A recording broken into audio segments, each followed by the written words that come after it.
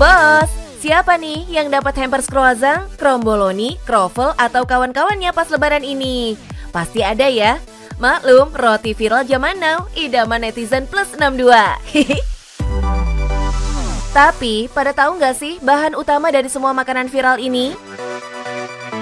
Yup, bahannya dari puff pastry, bos.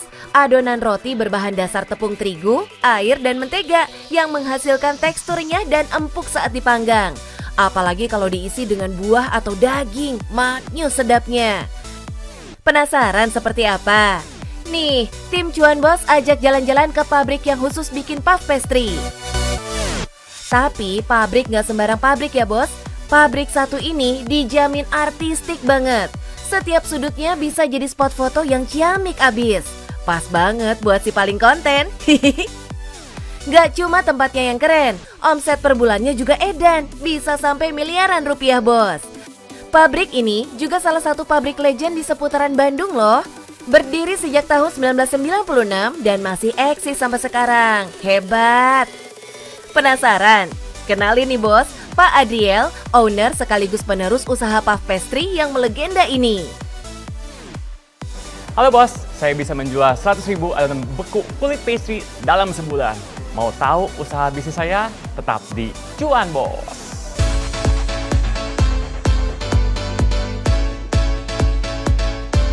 Wah, 100.000 dalam sebulan. Kebayang nggak berapa omsetnya bos? Dengan harga jual 35.000 dan penjualan mencapai angka 100.000, berarti omset satu bulannya Stella Puff Pastry di angka 3,5 miliar. Wow, bisa bayangin nggak nolnya berapa? Banyak!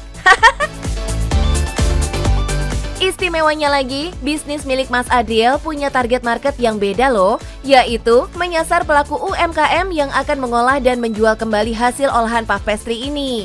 Soalnya pabrik ini hanya memproduksi adonan pastry aja loh, bukan hasil roti olahannya, demi membantu pelaku usaha yang lain. Keren gak tuh? Hihi. Tapi, gak hanya memproduksi puff pastry aja, Mas Adriel bareng sama partnernya, Chef Santana, juga berusaha ngasih tahu masyarakat kalau puff pastry bisa diolah jadi banyak banget jenis makanan dengan membuat berbagai macam kreasi roti. Jadi ini salah satu strategi dari Chef Santana juga di Stella Puff Pastry untuk mengedukasi konsumen atau masyarakat. Kita selalu bikin menu sesuai dengan bulan-bulan yang kita lagi in gitu. Contohnya sekarang lagi mau temanya Ramadan, bulan Lebaran, kita bikin eklat kurma. Wih, dari sebuah kulit pastry bisa tercipta macam-macam menu yang unik dan pastinya nikmat ya.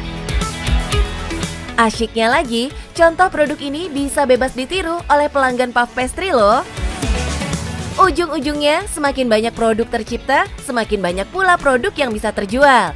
Dan, so pasti, cuannya ikutan mengembang juga dong. Tapi, nggak menutup kemungkinan pelanggan mempunyai resep dan menu sendiri yang lebih wow ya.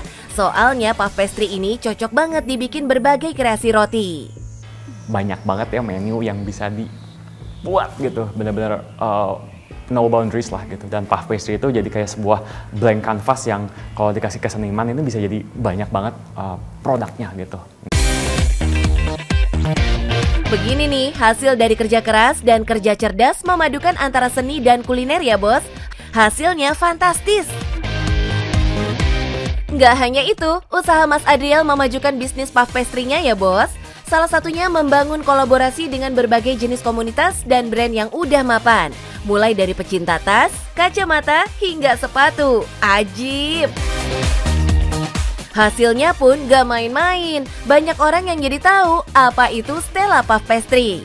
Nah, salah satu strategi jitu yang bisa dicontek buat bangun brand awareness nih bos. Hihi. Dan warisan ini ternyata jadi media yang sangat out of the box. Jadi brand Stella Puff Pastry, brand adonan beku ini bisa menghasilkan banyak kolaborasi dan jadi banyak impact sih sebenarnya. Eits, gak bisa sembarangan milih partner kolaborasi. Harus dipilih yang mempunyai impact paling oke untuk perusahaan. Nah, yang menarik nih bos, Sang owner awalnya tidak tertarik meneruskan bisnis puff pastry orang tuanya loh. Kok bisa sih, Mas? Oke. Jadi papa saya itu meninggal 2013. Ya. Dan dari 2013 sampai 2021 itu sebenarnya running dengan sendirinya.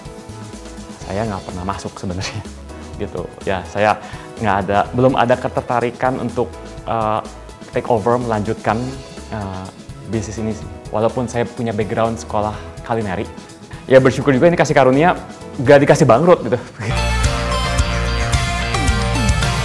Wih, hebat! Usaha puff pastry ini berjalan sendiri selama 8 tahun tanpa campur tangan keluarga loh. Berarti kualitas produk ini nggak kaleng-kaleng ya, tetap dicari dan dipercaya pelanggan ya bos. Tapi emang melanjutkan usaha itu nggak semudah yang dibayangkan. Nggak bisa ada keinginan kalau hati belum berkata iya. Apalagi kalau usahanya masih berjalan baik-baik aja. Akhirnya di tahun 2021, Mas Adriel mantap untuk terjun langsung dan meneruskan warisan sang ayah. Gak hanya asal terjun meneruskan usaha sang ayah yang sudah berjalan puluhan tahun. Namun Mas Adriel selalu berinovasi dari segi marketing, produksi, hingga penjualan, agar warisan ini tetap terjaga dan bisa selalu eksis di dunia bisnis. Salah satu sifat yang harus dimiliki pengusaha nih bos, selalu ingin maju, berkembang, dan gak ragu untuk berinovasi. Masih ragu untuk berbisnis? Dengerin nih tips dari Mas Adriel buat kalian yang ingin berdikari alias berdiri di kaki sendiri. Mulailah bertanya dengan sekitar, mau create apa, marketnya siapa, dan yang paling penting budget, jangan over budget. Kalau bisa, budget terminim, BEP tercepat. Tuh bos, diingat dan dicatat ya. Mungkin hari ini kalian bukan siapa-siapa, tapi siapa tahu di masa depan kalian bisa menjadi pengusaha sukses seperti Mas Adriel. Amin. Bos, untuk memulai usaha perlu keberanian. Untuk membesarkan usaha perlu ilmu. Itulah salah satu kunci sukses dalam bisnis. Yang penting, cuan bos.